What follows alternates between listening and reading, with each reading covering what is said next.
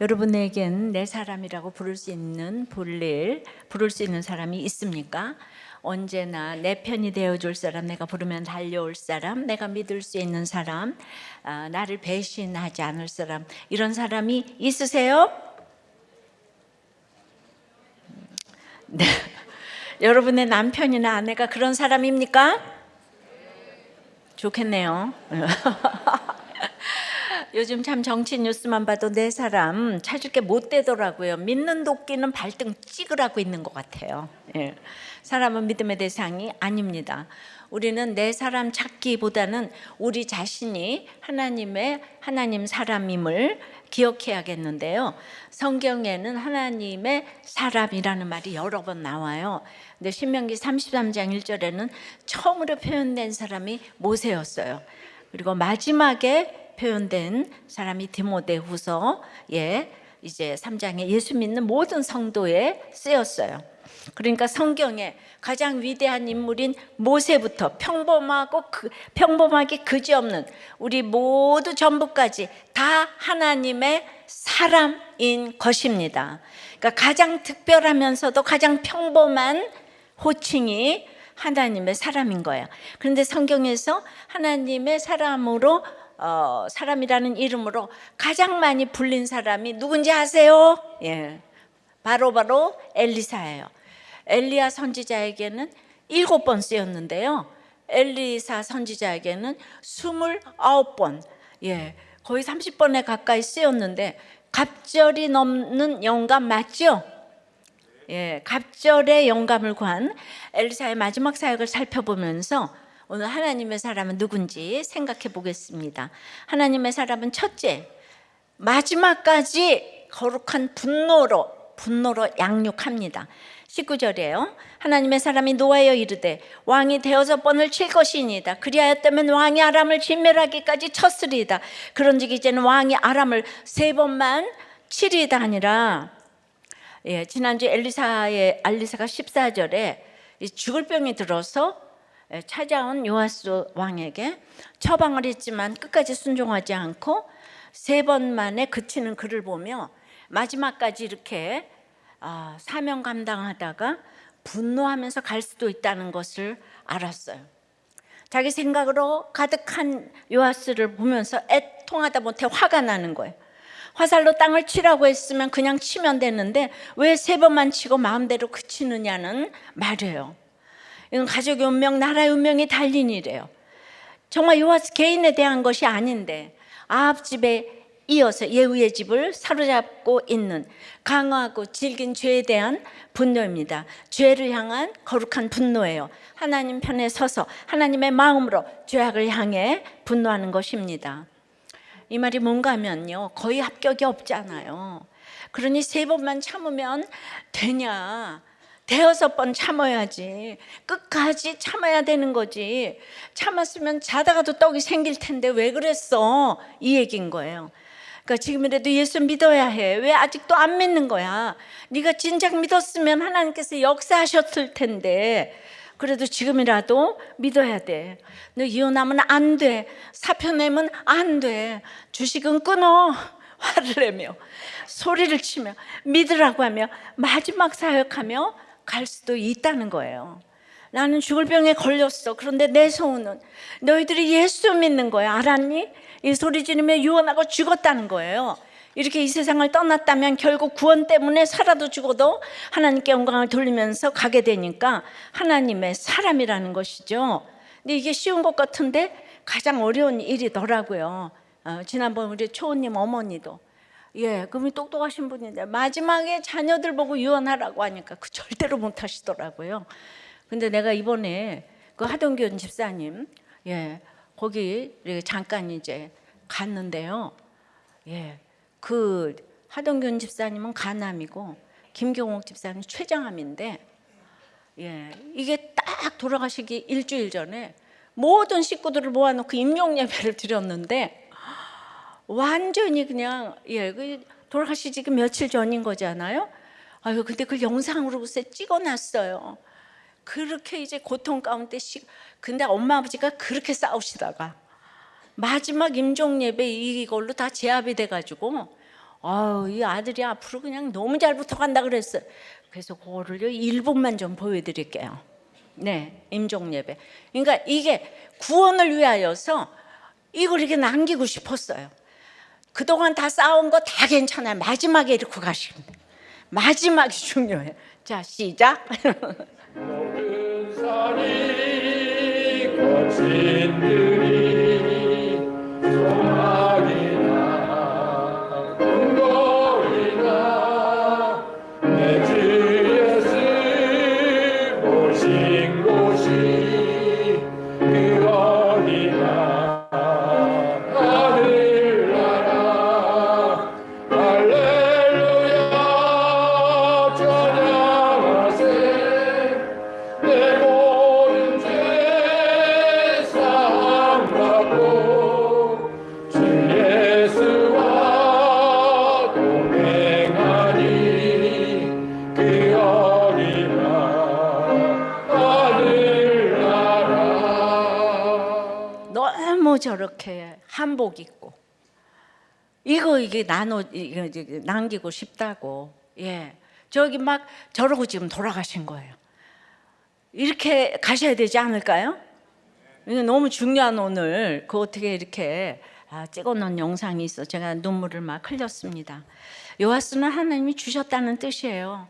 그러니까 이름이 너무 좋아가지고 남북에서 모두 요아스라는 그 왕의 이름을 썼잖아요. 하나님이 다 주셨으면 뭐예요? 하나님은 구원이시라는 뜻의 엘리사가 마지막까지 양육을 해도 확신이 없고 열정이 없어서 3번만 쉬고 그쳤어요. 우리는 참 많은 일로 화를 냅니다. 배고파서 화가 나고 욕먹어서 화가 나고 기대와 예상대로 안 돼서 화가 나고 잃어서 화가 나고 빼앗겨서 화가 나고 원하는 거 못 얻어서 화가 나고. 근데 그 본질은 다 내 피해라고 할 수 있어요. 나에게 피해와 손해가 생기는 데 대한 본능적인 감정의 반응이 분노예요. 근데 이런 인간적인 분노는 거룩한 분노가 아니에요. 하나님의 진노는 이런 감정 폭발이 아니에요. 거룩한 분노는 언제나 그 대상이 죄악이에요. 내 손해가 아니에요. 죄에 대해 슬퍼하고 죄에 대해 두려워하고 죄를 미워하고 죄 때문에 좌절하고 죄에 대해 분노하는 사람이 곧 하나님의 사람입니다. 죄에 대한 분노는 바꿔 말하면 구원을 위한 애통함이에요. 나를 힘들게 하는 사람에 대해서 분노하는 건 본능적인 분노죠. 하나님은요 예레미야 보고 남유다 백성들 보고 기도하지 말라고 해요. 하나님도 지금 분노하셨어요. 역설이죠. 그러니까 성경적 가치관이 들어가고 하나님의 사람이 되면 내가 분노해야 될 대상이 나를 힘들게 하는 사람이 아니라 그 사람을 사로잡고 있는 죄라는 것을 그렇게 깨닫게 됩니다. 그러니까 그 사람은 구원받아야 할 영혼일 뿐임이 깨달아지는 거예요. 그러니까 그 영혼에 대해서 애통함이 생기는 거죠. 이런 마음으로 상대방을 주님께로 인도하는 것이 바로 양육이에요. 요새 양육이 한창이잖아요. 양육하시는 모든 분들이 이런 거룩한 분노와 애통함으로 양육하시기를 바랍니다. 그런 마음을 주시기를 원합니다. 그렇다고 마구 화를 내라는 건 아니에요. 예. 눈높이를 잘 맞춰서 지혜롭게 해주시기를 바랍니다. 모르면 좀 물어보세요. 목자님, 마을님, 초원님께 물어보세요. 우리가 누구를 양육시키잖아요.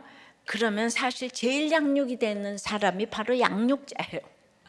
양육을 위한 수고가 결국 다 내 자신에게 돌아오지요. 양육은 주님의 말씀으로 하는 것이잖아요. 그래서 그 말씀이 내 안에서 자라나고 그만큼 나도 자라니까 주님이 메시지도 키워가시고 나도 키워가시는 것입니다. 그래서 하나님의 사람은 오늘 엘리사처럼 마지막 순간까지 양육에 힘씁니다. 그게 제일 중요하다는 것이에요. 우리는 요아스가 다들 3번 친 것만 해도 어딘데 왜 하나님의 사람이 노하시는지 이상하시다고 그러는 사람들이 또 있을 거예요. 그래서 내가 쉬운 예를 좀 한번 들어보겠어요. 예전에 이제 이 수요 큐티 모임 하면서 교회 시작했을 때인데 이제 제 책을 보고 은혜를 받으셨다고 그러면서 1년밖에 기한이 없는데 그동안에 아들이 예수님 만났으면 좋겠고 신학도 했으면 좋겠다고 그래요. 그렇게 얘기를 하니까 그럼 아들이 와서 들어보면 어떻겠냐고 하니까 이분은 자기는 학력도 좋은데 왜 큐티가 안 되냐 그러는 거예요. 본인은 아무것도 안 깨달아지는데 그 모임은 다들 잘 깨달아지는 표정들을 그렇게 짓고 있대요. 다들 뭔가 쓰는데 자신은 쓸 게 하나도 없고, 그러니까 지루하고 이제 재밌지도 않고 화가 난 모양이에요. 그래서 제가 그러실 수도 있겠네요. 근데 큐티는 얼마나 하셨나요? 그랬더니 딱 3번 했다고 하더라고요. 요아스처럼 3번만 치고 그치니까. 그럼 이럴 땐 하나님의 사람이 노해야 되잖아요. 저는 이제 개척 초기라 무서워서 노하지 못하고. 은혜 받았다고 하니까 아들이 와서 큐티 훈련을 받아보시라고 얘기했는데, 이제 이분은 또 뭐라 그러냐면 우리 아들은 교회 잘 나가고 있고 충분히 은혜 받고 있어요 이러시는 거예요. 그럼 거기서 은혜 계속 받으시라고.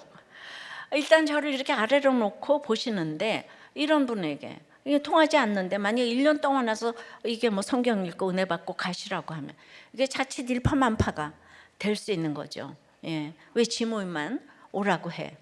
저는 이제 지난 날을 생각해 보면 나는 어떻게 여기까지 왔는가. 처음부터 목회를 위해서 큐티 모임을 한 것이 아니기 때문에, 이게 믿고 얘기를 하면 이상한 얘기를 하니까 날마다 말조심을 해야 했습니다. 성경을 내 이야기로 듣는 훈련이 안 되어 있기 때문에, 그분은 성경이 성경이지 왜 사람 이야기가 들어가는가 하면서 그 다음 주일에 다른 데 갔는데 거기서 굉장히 은혜 받았다고 해요. 그래서 그럼 은혜 받는 데 가서 잘하시라고 했더니, 그런데 은혜는 받았지만 그 한두 번 가본 큐티 모임이 성경을 많이 읽긴 1대0 이렇게 또 얘기를 하시는 거예요. 그러니까 도대체 이게 뭐예요? 이분이 지금 굉장히 노할 얘기를 많이 했잖아요. 목장 모임에서 이런 얘기를 드러내야 되는데 그때 제가 노하지를 못하니까 그게 좋은 선지자가 아닌 거죠. 그러니까 이제 우리 교인들이, 이진호 집사부터 다 3번 치고 그치는 분이 많았던 것은 저의 탓이라고 할 수 있어요. 제가 야단을 못 쳐가지고. 집사님은, 목사님은 얼마나 야단 쳤는데 저런 얘기를 하시나 굉장히 분해할 것 같아요. 지금은 열매가 있고 교회가 있기 때문에 저도 제 편이 있어서 예전보다는 이제 많이 노합니다. 여러분은 죽을 때까지 화를 땅에 치다 가시기 바랍니다. 묵상을 많이 하면 지혜롭게 사람을 좀 대하는 것이 깊어지지 않을까 생각합니다. 그러니까 저는 이제 5번 치는 게 뭔가 하면 부족한 것이 많아도 오직 물귀신처럼 큐티해야 한다. 그냥 이 큐티해야 가정이 살아요. 그냥 외치고 청하고 또 청하는 거 잘해요. 여기까지 왔어요. 참 교양이 없어 보입니다. 추석 때 몽골인들을 위한 수련회를 했는데요. 300명 가량 참석하셨어요. 그들이 솔직한 것 아주 좋아한다고 하고 통역으로 했는데도 몽골인들이 몽골어도 아닌데 한글 큐티인을 그렇게 많이 사더라고요. 너무 놀랐습니다. 우리에게 복음을 전해준 선교사가 있었듯이 우리도 전해야겠다는 생각이 들고, 특히 큐티인이 이 몽골에 들어가면 좋겠다는 생각이 드는데요. 하나님의 촛불이 인구 절벽의 한국에서 몽골 같은 곳으로 옮겨질지도 모른다는 생각을 그날 했어요. 모습도 한국인이고 아이도 많이 낳은데요.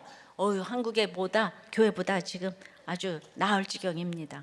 항상 심각하기에 그들이 지금 직업도 택배도 막 이런 거 하는데 너무 옛날에 우리 초대교회 한국 사람들처럼 열심히 듣는 거예요.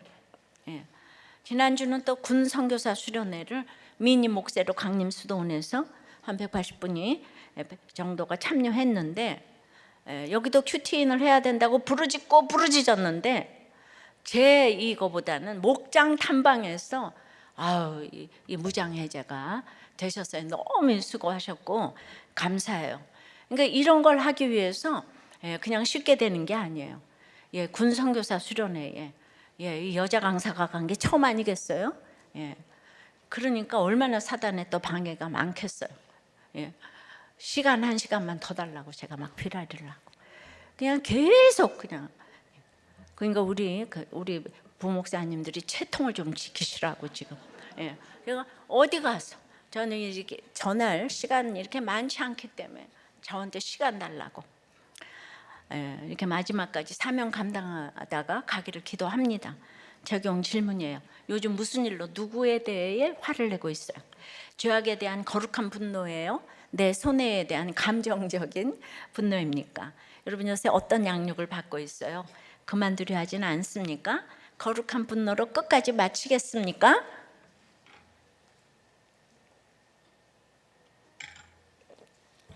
자, 하나님의 사람은 첫째 뭐예요?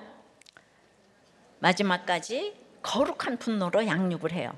그러면 두 번째는 죽어서도 생명의 역사가 일어납니다. 자, 20절에 엘리사가 죽으니 그를 장사하였고 해가 바뀌면 모압 도적떼들이 그 땅에 온지라.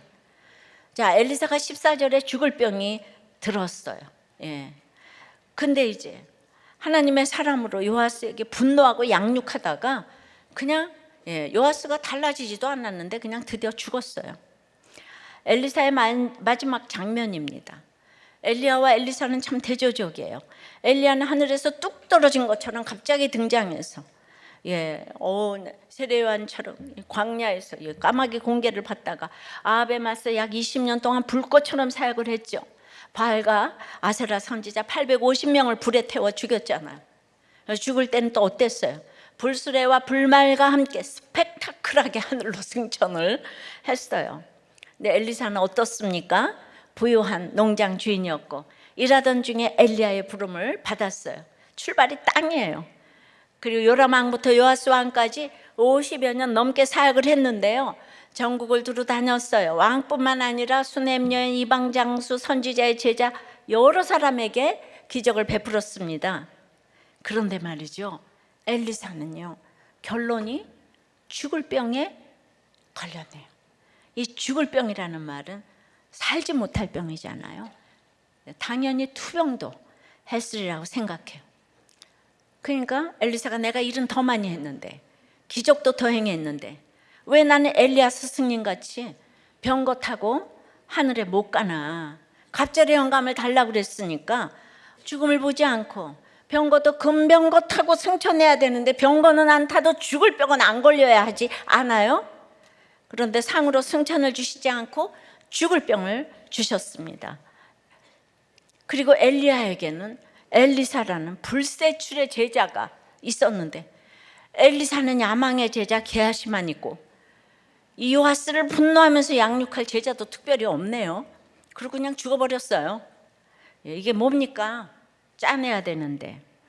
단순하게 말하자면 엘리야는 하늘의 사람 같고 엘리사는 땅의 사람 같아요. 엘리야는 범접할 수 없이 고귀한 것 같고 엘리사는 좀 이제 낮고 그러니까 좀 이제 가깝게 느껴져요. 실제로 엘리사는 아이들에게 대머리야 대머리야 올라가라 놀림 받았어요. 카리스마 넘치는 엘리야에게는 어림도 없는 일이었을 것 같아요. 근데 이렇게 다른 두 선지자가 모두 하나님의 사람이에요. 누가 좋고 나쁘고 낮은 게 없어요. 여러분은 어떤 유형의 하나님의 사람이 되고 싶으세요? 우리는 생각 자체가 기복적이라 엘리야와 엘리사를 비교하면서 엘리야를 더 대단하다고 여기기 쉬워요. 그렇죠. 우리는 엘리야의 하나님 찬송하잖아요. 엘리사의 하나님 없어요. 그러면 엘리야처럼 죽고 싶으세요? 엘리사처럼 죽고 싶으세요? 다 죽을 병 걸리기는 싫죠. 살아서 그대로 승천하고 싶지요. 누구나 하늘이 되고 싶지 땅이 되고 싶은 사람은 없어요. 1등만 좋아하지 2등으로 만족하는 사람 없어요. 그런데 말이죠, 엘리야보다 엘리사가 갑절보다 더 많이 하나님의 사람으로 불렸잖아요. 여긴 7번이고 여긴 29번. 이건 정말 구속사적인 메시지예요. 그리고 이 두 선지자의 발끝에도 미치지 못하는 우리도 하나님의 사람으로 불러주신다는 것 자체가 구속사입니다. 그러니 엘리사는 인기관리 같은 거 안 해요. 인생 마지막인데 왕이 찾아왔으면 조금 좋은 말 해주지. 그래야 장례식도 좀 잘 치러질 거 아니에요? 엘리사는 그냥 그런 게 관심이 없어요.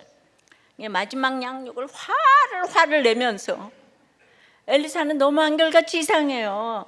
물이 없다는데 웅덩이를 파라고 하질 않나, 기름 한 그릇 남았는데 그릇을 많이 빌려오라고 하질 않나, 국에 독이 있는데 가루를 가져오라고 하지 않나. 계속 이상했는데 마지막까지 이상한 거예요. 이 말을 누가 듣겠어요? 정말 비상식적인 얘기만 해요. 처음부터 마지막까지 엘리사의 관심은 하나님의 말씀대로 가르치고 양육하고 살리는 데 모아져 있는 거예요.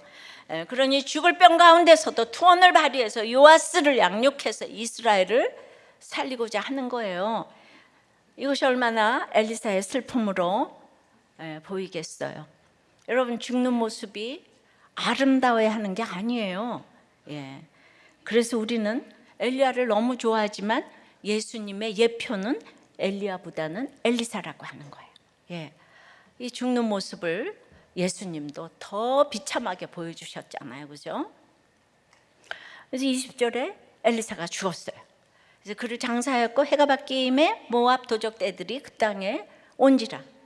마침 사람을 장사하는 자들이 그 도적대를 보고 그의 시체를 엘리사의 묘실에 들이던지매 시체가 엘리사의 뼈에 닿자 곧 회생하여 일어섰더라. 엘리사가 죽은 건 이스라엘의 불행이에요. 3장에서 엘리사 때문에 모압이 이스라엘에게 크게 패했는데 엘리사가 죽자마자 도적대로 다시 나타나는 거예요. 하나님의 사람 한 명의 빈자리가 이렇게 큽니다. 맨날 잔소리하고 화내고 이상한 일만 시키고 그런 엘리사라고 생각했는데 말이죠, 이스라엘 왕들이. 그러니까 말 안 듣잖아요. 근데 그 사람이 바로 나라를 지켜주던 구원자였네요, 그죠? 이제 그때 마침 상을 당해 장사하러 가던 사람이 그 도적대와 만납니다. 얼마나 다급했으면 가던 길에 한 묘실에 시체를 들이 던졌는데 그 묘실이 엘리사의 묘실이었는데요. 그런 계획이나 의도가 전혀 없이 그 시체가 엘리사의 유골에 닿자마자 시체가 회생하여 일어섰어요. 엘리사는 생전 많은 엄청난 기적을 행했어요. 수넴 여인의 아들을, 죽은 아들을 살렸잖아요. 그런데 죽을 병이 들어도 사명 감당하다 가니까 엘리사는 죽은 뒤 유골이 되어서도 죽은 사람을 회생시켰어요. 췌장암으로 그 고통 중에서 저렇게 한복을 입고 이거 있잖아요. 그거 쉬운 거 아니에요. 제가 그랬잖아요. 그 초님 어머니한테 예수 믿어라, 이 얘기 한마디 해라. 절대로 안 하시는 거예요. 교회 다니시는데. 그래서 정말 우리는 그 고통 가운데 계속 찬양하고 갔잖아요. 이것이 여러분들에게 오늘 각인되시기를 바랍니다. 하나님의 사람은 죽었다가 살아난 사람이에요. 회생한 사람, 부활한 사람이에요. 그래서 하나님의 사람은 죽음 같은 상황에서도 낙심하거나 포기하지 않습니다. 우리 생명이 환경에 달려있지 않기 때문이에요. 무덤 속 마른 뼈처럼 되어도 피투성이가 되어도 살아냅니다. 우리 안에서 성령님이 생명을 끊임없이 채워주시기 때문입니다. 그래서 나는 내가 죽은 뒤라도 사람을 어떻게 살려낼 수 있을까? 그런데 뭘 생각했냐면 책이 남으니까 이 말이 이해가 되더라고요. 제가 죽어도 제가 하나님의 사람이라면 제 책이 진짜 책이라면 2000년도 갈 거예요. 그 책이 여러분들의 손에 딱 닿으면 여러분들을 구원시킬 수 믿습니다. 책으로 은혜 받았다는 얘기를 많이 하시잖아요. 내가 그 책 때문에 이혼 안 했다, 죽지 않았다, 주식을 끊었다. 이렇게 내가 순종을 해야 되겠다 하면 이게 사람을 살려내는 것 아닙니까? 이 설교와 책이 남아있으니까 읽고 들으면 살아날 줄 믿습니다. 그러니까 살자화되면 무서운 거예요. 책에 합당한 인생을 제가 이제 살아야 되겠죠. 근데 이제 이 설교 이거 듣고 다 오니까 보세요. 연휴를 앞두고 이 설교 리플에 이런 리플이 올라왔더라고. 난 직장일에 아이 케어에 정신없이 바쁜데 명태한 남편이 초등학교 6학년 아이가 있는데도 집에서 주식하며 감정 기복에 따라 가족을 언어폭력하며 도리어 내가 14년 동안 참았다, 더 참을 수 없다며 이혼하자며 계속 혈기를 부려서 가정법원까지 가서 서류 제출까지 했는데 그러다 목사님 설교를 접했네요. 우리 교인이 아닌 거예요. 근데 이 설교가 저의 발목을 잡으시네요. 그래서 또 잘못했다 했지요. 이렇게 제 설교가 닿았어요. 저는 이 마음을 알아요. 방귀 낀 놈이 늘 성을 내기 때문에. 그렇게 글쎄 우리 남편은 저를 사랑하는데 그렇게 이혼하자 그래 저한테. 또 다 자신이 없어서 이혼을 하자 그러는 거예요. 나는 이혼하자 소리를 한 적이 없어요. 이혼하자 소리 제가 해야 되잖아요. 매 맞은 제가 해야 되잖아요. 왜 때리는 사람이 이혼을 하자 그래요? 이 말이 오늘 닿기를 바라요. 그러니까 여러분, 그는 나보다 옳도다 구입했나요? 구태떨간 구입했나요? 적용 질문요. 엘리야처럼 카리스마가 있고 싶으세요? 엘리사처럼 편한 사람이 되고 싶으세요? 여러분이 죽을 병에 걸렸다면 낫는 것이 소원이겠습니까? 가족이 예수 믿고 천국에서 만나는 것이 소원이겠습니까?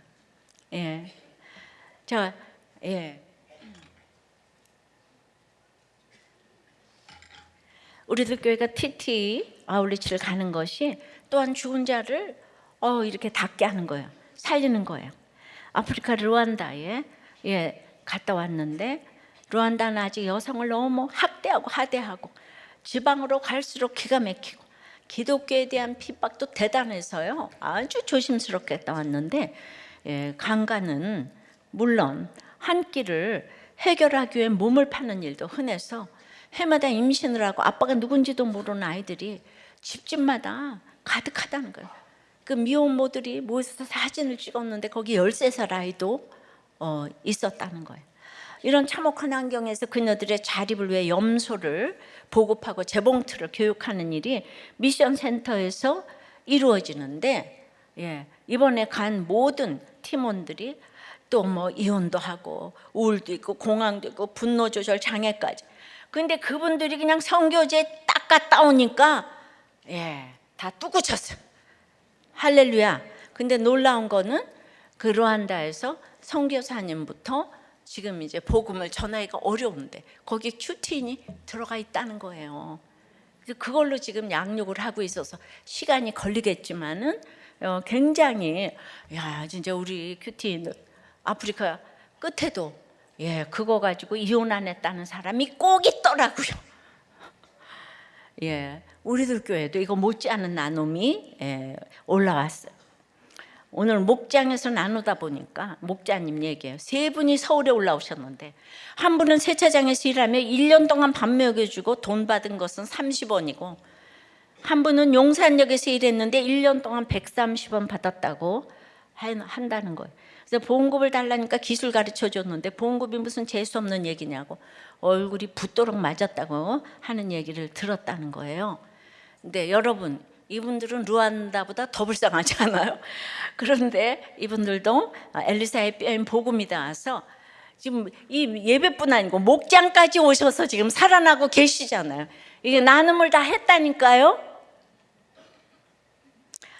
그러면 하나님은 왜 이렇게 죽은 하나님의 사람의 유고를 통해서까지 끊임없이 생명의 역사를 이어가실까요? 하나님의 사람 첫 번째 뭐예요? 죽을 병 가운데서 이 분노로 양육을 했어요.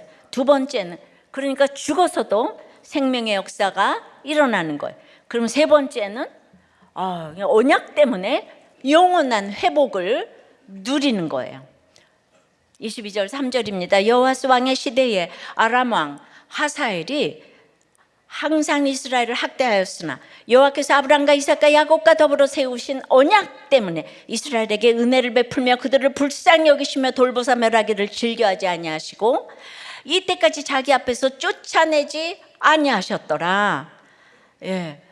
다시 여호아스 왕 이야기가 나오는 것은요, 여호아스나 요아스나 전부 하나님이 가장 미워하시는 여로보암의 죄를 떠나지 않은 죄인이었기 때문에 언제 학대를 당하고 언제 멸절되고 진멸되어도 하나도 이상할 것이 없는 사람들이라는 거예요.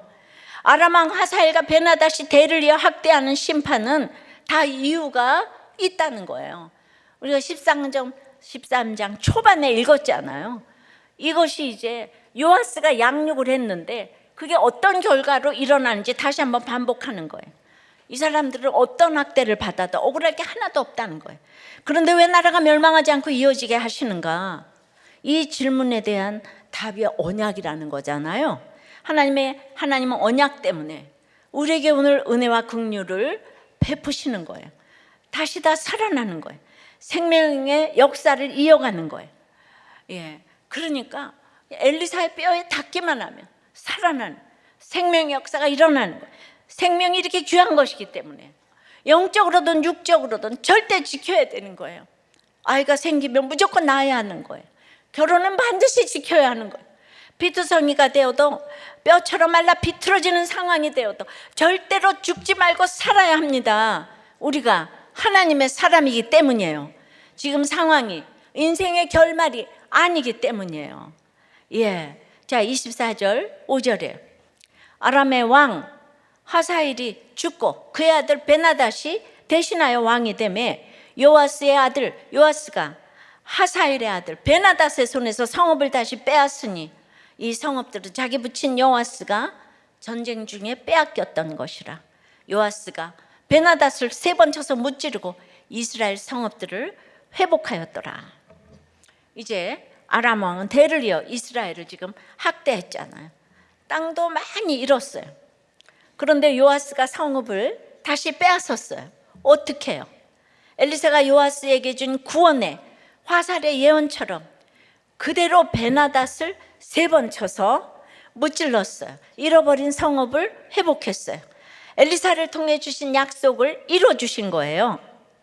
요아스나 백성이나 여전히 금송아지 섬기는 죄악 가운데 있지만 하나님은 언약 때문에 약속하신 말씀을 지키시기 위해서 이스라엘의 성읍을 회복시켜 주시는 거예요. 죽기 전에 분노하며 양육했던 요아스도 죽을 것 같은 상황, 시체처럼 된 고난에서도 지금 3번은 회생을 해요. 우리는 회복이라는 말은 듣기만 해도 좋아요. 특히 잃어버린 것을 회복하는 거는 막 너무 좋아하죠. 그런데요, 이 땅에서 회복한 건 반드시 또 이 땅에서 잃어버리기 마련이잖아요. 요아스가 되찾은 성읍은요, 그때부터 100년도 못 가서 전부 아수르에게 빼앗겨 버리죠. 나라가 없어져 버려요. 그런 이 땅에서의 회복이 목적이면 인생이 참 허무한 거예요. 여러분 이거 알아야 돼요. 그런데 회복하다는 히브리 단어가 슈브인데요, 이 단어는 나아만 장군이 엘리사에게 돌아왔다고 할 때 설명을 드렸지요. 하나님께 돌아오는 회개의 의미가 있다고 했어요. 그러니까 회복이나 회개나 돌아오는 게 기본적으로 다 같은 동사인데요, 이게 무슨 뜻입니까? 잃어버린 이 성읍을 회복하는 것은 결국 하나님이 그 성읍을 우리에게 돌려주시는 것이잖아요. 그게 회복인데 하나님이 가장 기뻐하는 회복은 무엇이겠어요? 하나님은 왜 잃어버린 성읍을 우리에게 돌려주세요? 왜 약속을 지키시고 언약을 지키세요? 우리를 돌이키시기 위함이죠. 이 돌이키는 것이 회개인 거예요. 그러니까 하나님이 가장 기뻐하시는 회복은 다른 게 아니라 우리가 하나님께 돌아가는 회개인 거예요. 그게 곧 회생, 즉 부활로 이어지는 회복인 거예요. 그래서 우리 주님이 이렇게 말씀하시잖아요. 누가복음 15장 7절에 내가 너희에게 이르노니 이와 같이 죄인 한 사람이 회개하면 하늘에서는 회개할 것 없는 의인 99으로 말미암아 기뻐하는 것보다 더하리라. 주님의 기쁨은요, 가장 큰 기쁨은 우리 회개에 있어요. 우리가 예물 드리고 빈도수 많게 예배 온다고 해도 가장 중요한 건 회개를 가장 기뻐하셔요. 아무리 좋은 것 잃었다가 회복해도 우리는 또 잃어버리잖아요. 영원한 건 이 땅에 없어요. 그러나 우리 영혼의 회개는 절대로 잃어버리지 않습니다. 하나님이 기뻐하심으로 영원히 간직하시는 거예요. 하나님의 기쁨인데 그걸 어떻게 잃어버리겠어요? 그런데 요아스는 3번만큼만 회복했잖아요. 이런 일시적인 회복 말고 영원한 회복을 해야 하나님의 사람인 줄 믿습니다. 그러면 이제 영원한 회복이 뭔가, 그 회개가 날마다 돼야 말이죠, 그죠? 그러므로 우리가 이제 거창한 순종이 아니고 화살을 5번, 6번 치는 게 뭔가. 그러니까 주님을 만났으면은 그때부터 이제 하나님 나라의 매뉴얼이 있을 거잖아요. 그러니까 이게 오늘 하루부터 이제 천국 가는 그날까지 말씀 보는 순종으로 회개를 시작해야 되는 줄 믿습니다. 이제 이혼하지 말라는 말을 문자적으로 들으면 이것도 이혼한 사람이 기분 나쁠 거 아니에요. 또 내가 술주정뱅이도 제일 좋은 남편이다 이 말을 하면은 또 그 부인이 왜 내 편을 안 들고 남편 편을 들어? 목사님은 그런 술주정뱅이하고 살아봤어? 이렇게 되는 거예요. 살아봤어요. 이게 이 구속사적 언어예요. 그러니까 성경의 언약이고 내 죄를 알려주기 때문에 우리는 그 회개를 위해서, 영원한 회복을 위해서 큐티를 해야 되는 거예요. 그러면 또 여러분들은 큐티가 안 되는 걸 어떡하고? 이러잖아요. 그래서 이제 큐티하는 방법을 가르쳐 드리겠어. 큐티를 할 적에 성경책을 그냥 딱 갖다 놓고 안수를 그냥 딱 하고, 그러고는 그냥 하나님 앞에 단판을 벌이고 아무것도 모르겠사오니 가르쳐 주시옵소서 하고 눈을 딱 떴는데 뜨는 순간에 결혼 문제가 딱 생각이 나는 거예요. 첫날을 봐도 돈이고 둘째 날을 봐도 돈이고 또 이제 그 다음에는 결혼을 어떻게 하나, 셋째 날은 가스불에 전기불에, 넷째 날은 시어머니를 묵상하고 다섯째 날은 신우를 묵상하고 1년 동안 같은 걸 묵상하더라도 여러분 빠지지 않고 꾸준히 하는 게 제일 중요해요. 그리고 끝나고 나서 기도하세요. 하나님, 떡을 달라고 하면 돌을 줄 하나님이 아닌 걸 알게, 오늘 내 비록 돈을 묵상했지만 불쌍히 여겨주시고 내일은 깨닫게 해 주시옵소서. 그리고 나서는 그냥 밖에 나가서 나 큐티에 딱 외치고 다니라는 거예요. 시작하면서는 아무것도 안 깨달아져도 끝나고는 나 큐티했어, 이것 때문에 기분이 좋은 거예요. 나는 큐티가 너무 안 되는 여러분의 위치에서 너무 생각하다가 이렇게 별걸 다 생각해 냈어, 나의 이 고난을. 그리고 이제 큐티 노트에다가는 뭐를 쓰냐, 생각나는 게 하나도 없으니까 첫날은 돈, 두 번째 날은 결혼, 큼지막하게 쓰세요. 그럼 내가 떠들으면 그날은 돈을 묵상했구나, 이날은 시어머니를 묵상했구나, 신우를 묵상했구나, 그날 써놓으세요. 하나도 생각나고 깨달아지는 게 없으면 그렇게 쓰라는 거예요. 그래도 그날 돈을 묵상했다는 게 어디예요? 안 하는 것보다 1000번 나요? 그래도 양심상 본문은 한번 읽으시고. 근데 이렇게 말씀드려도 계속 큐티를 안 하신다면 일시적으로 여러분에게 복을 주셔서 3번은 은혜 받아도 그 다음에는 더 큰 세력에 의해서 완전히 망할 수가 있습니다.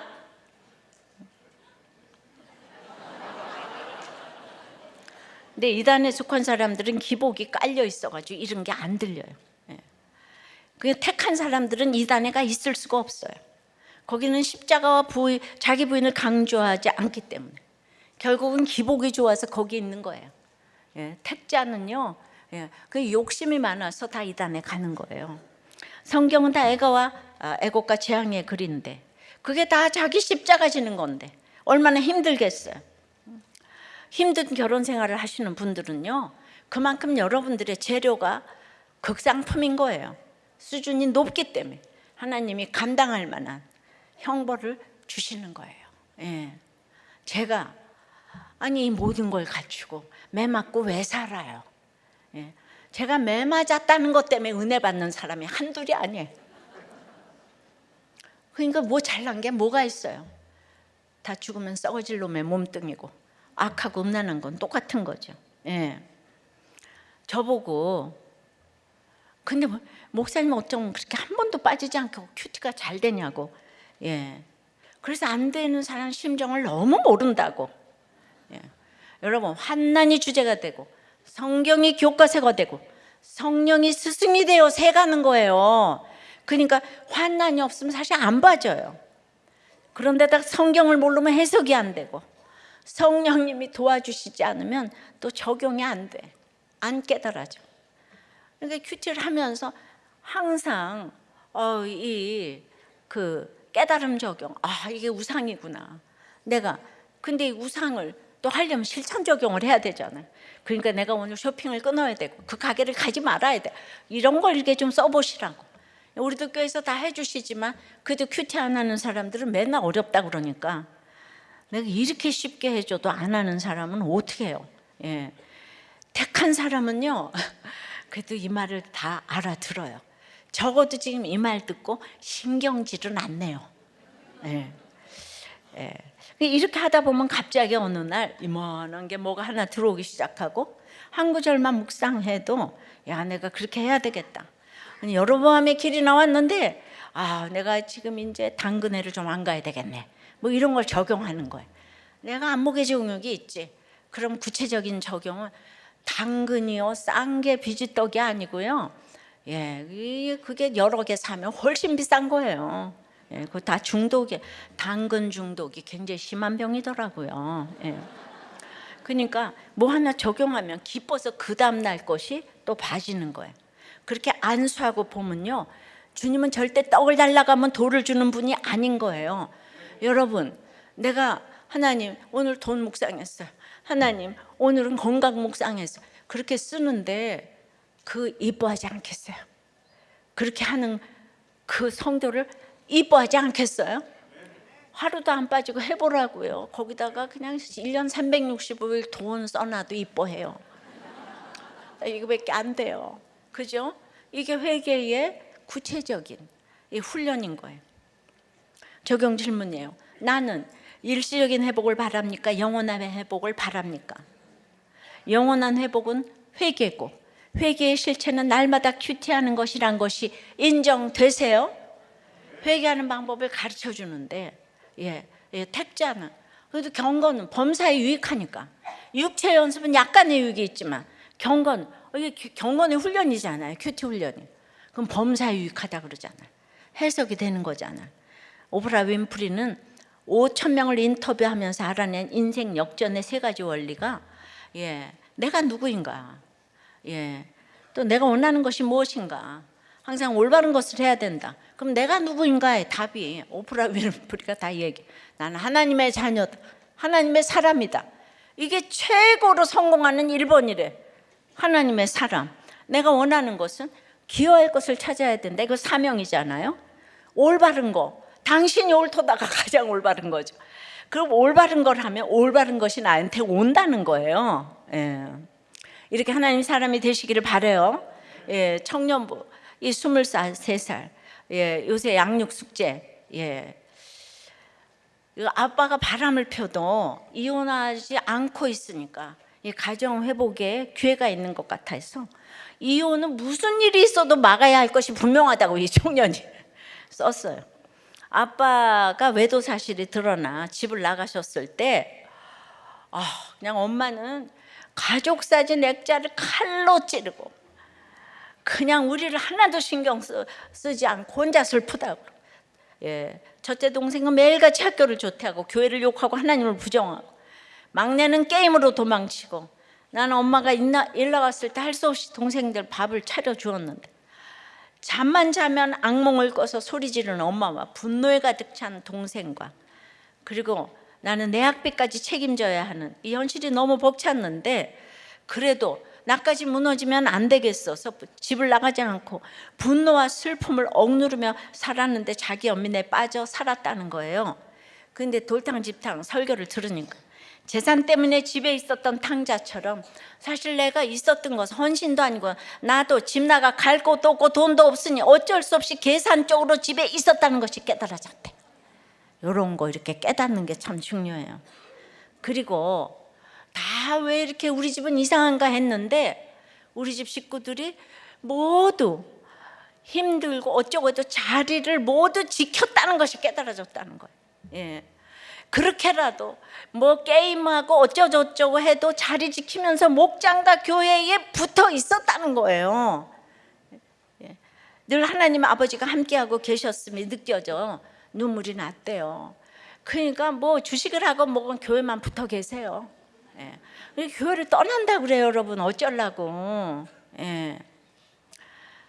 그래서 아빠가 집을 나간 후 처음으로 아빠가 저녁을 먹자는 말에 너무 아빠 얼굴 보는 것조차 싫어서 막 그냥 울면서 가다가 차에서 내렸는데 엄마는 갑자기 아빠를 그렇게 미워하다가 그냥 제일 우선순위가 아빠라고 이래가지고 너무 서러웠다는 거예요. 언제는 그렇게 미워하더니 아빠가 1번 순위다. 예. 그리고 그냥 아빠 대접하는 모습이 막 짜증이 나고 분노를 품었는데 그러니까 이제 엄마의 적용하는 말들이 다 믿기만 하고 그런데 말씀을 들으며 붙어가다 보니까 엄마의 결정과 마음이 이해가 되고 엄마의 노력과 적용들이 대단하고 감사하다고 생각이 된다는 거예요. 저는 집에서 집탕이기 때문에 늘 정죄와 판단, 자기 연민으로 죄를 지었는데 여러분 하나님의 사람은요 정죄를 하는가 안 하는가, 정죄와 판단을 하면 하나님의 사람 아직 아니에요. 정말 그렇게 정죄와 판단을 할 수가 없어요. 처음에는 아빠가 돌아와 목장에 참석하기만 바랬는데 와서 목장에 참석을 하니까 또 감사함이 사라져가지고 또 다른 기대와 욕심을 가지게 된다는 거예요. 그 아빠와 엄마의 부부 목장 나눔까지 올려줬는데 아빠의 나눔이 저는 100% 죄인이에요. 아내가 아침마다 말씀을 묵상하고 자신을 억누르고 이야기하는 것을 느끼지만 그럼에도 불구하고 또 여전히 사소한 것으로 싸운다는 거예요. 그 아내가 어제도 대단한 일이 있었는데 둘째와 셋째가 뭐 인터넷으로 안경테를 주문했는데 이제 아빠 퇴근 시간 맞춰서 밥을 먹겠다고 해서 다 같이 나갔다는 거예요. 그런데 둘째 셋째가 뒷자리에서 안경테를 뺏어가지고 둘이서 싸우는데 어마어마하게 싸우니까 사과를 해야 되는데 큰 가족 싸움이 일어나가지고 싸우고 일어나서 다 집에 간다고 하고 밥도 못 먹고 다 집으로 이제 갔어요.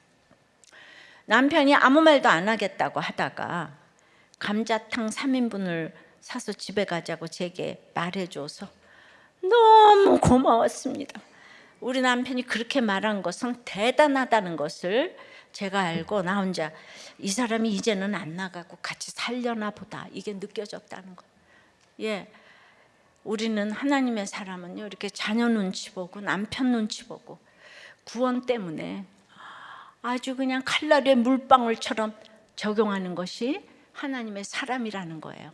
그러니까 화를 내도 가출을 해도 집에 붙어만 좀 있어요. 애고 어른이고 다 집 좀 나가지 좀 말고 붙어 있어요. 붙어. 외도를 해도 좋고 다 하는 거예요. 집에 붙어 있어요. 붙어 있어. 하나님의 사람은 51대 49로 소속이 바뀌어 지하실에서 올라오는 사람이에요. 아예 10층에서 사는 사람은 원래 잘하고 성실하기 때문에 소속이 안 바뀌어서 구속사에 하나님의 말씀을 못 알아들어요. 통하지 않아요. 중독과 음란에 연관된 사람이라도 예수 믿고 올라오면 도리어 통합니다. 그러니까 여기 하나님의 사람의 슬픔이 있는 거예요. 근데 이 한 사람의 하나님의 사람이 있으면 죽어서도 모든 식구들이 돌아오게 될 줄 믿습니다. 그래서 늘 제가 한 사람을 찾아요. 말씀 맺습니다. 하나님의 사람은 마지막까지 이 분노로 양육을 해요. 분노하다가 양육하다가 그냥 죽어버렸어요. 굉장히 깨달은 게 많아요. 근데 죽어서 생명의 역사가 일어납니다. 그리고 내가 큐티한 이 언약 때문에 나는 이 회개로 인해서 영원한 회복을 누린다고 해요. 예. 그래서 우리는 이제 정말 우리는 하나님의 언약 안에 있는 이 축복의 통로에 찬양하고 기도합니다.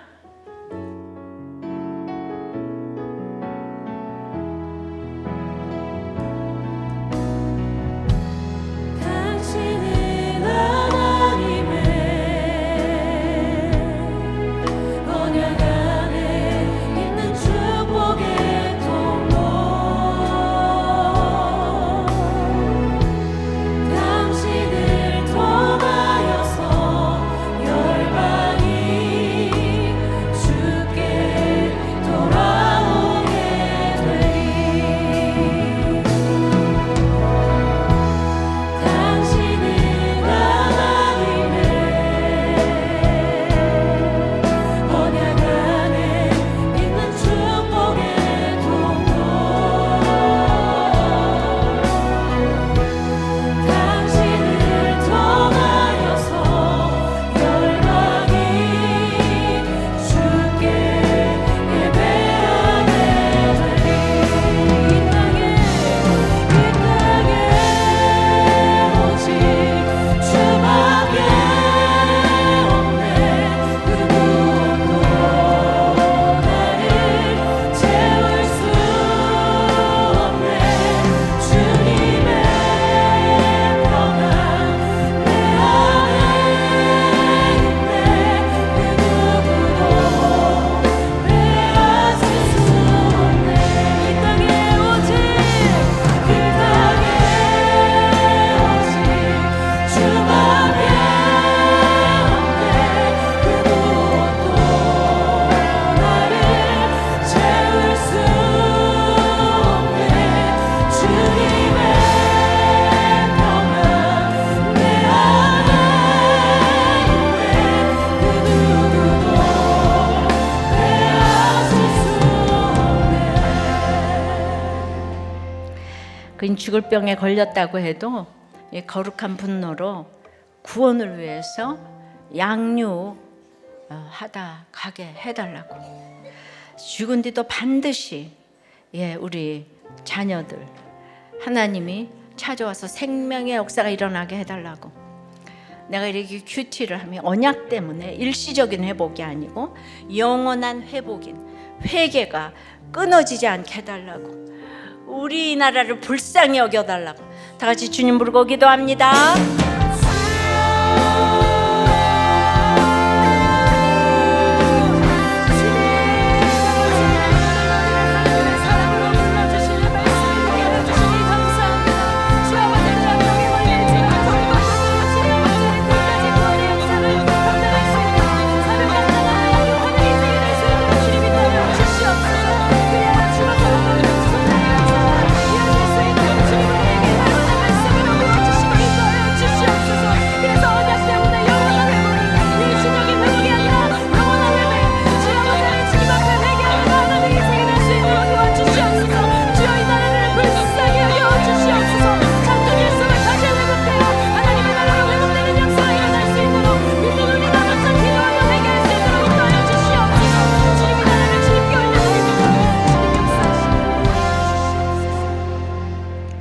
주문 하나님의 사람 엘리사에 대해서 많은 생각을 해보았어요.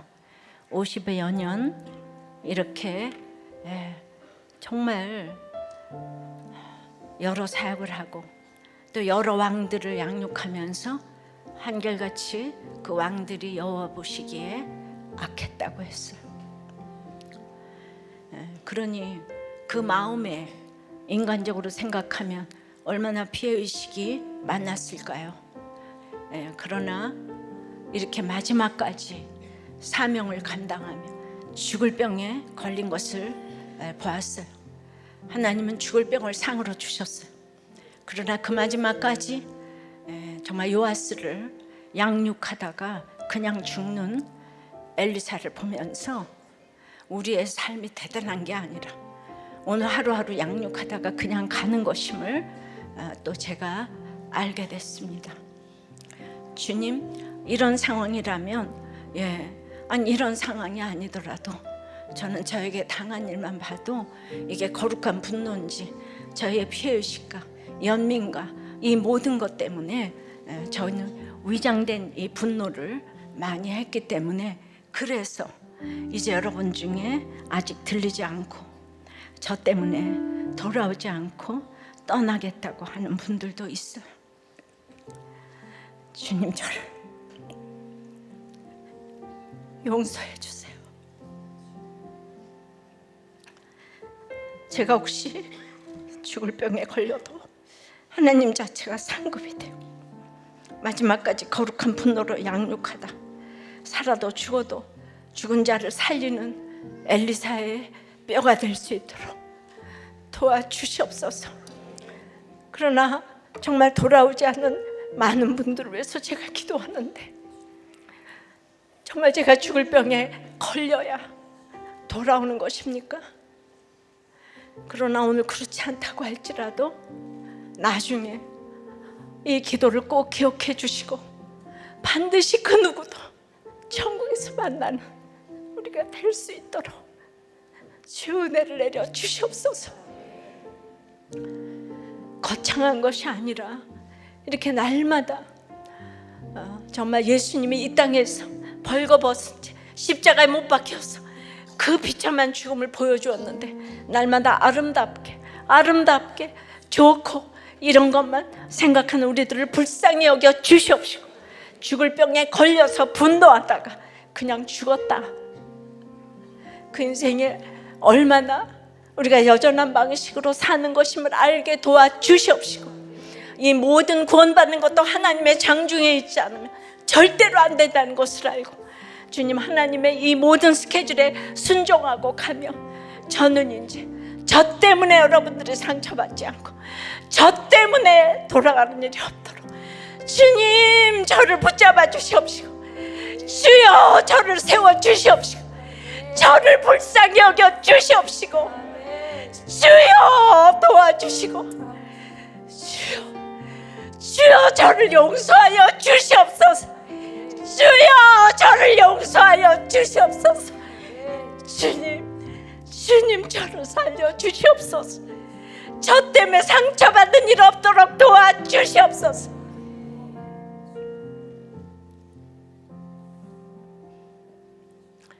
저희들의 모든 회복이 일시적인 것이 아니고 회개하는 영원한 회복이 될 수 있도록 주님 역사하여 주시옵소서. 오늘 하나님의 사람이 어떤 사람인가를 깨달아 저희들의 신앙 고백으로 드린 이 헌금을 주님 받아 주시옵시고, 이제 거룩한 분노의 가치관으로 이제 저희들이 참으로 공부와 회사와 사업과 연구와 건강과 물질과 이 프로젝트와 아이디어에 그렇게 살기로 결정할 때 기름을 철철 부어 주시옵소서. 예수 그리스도 이름으로 기도드리옵나이다. 아멘.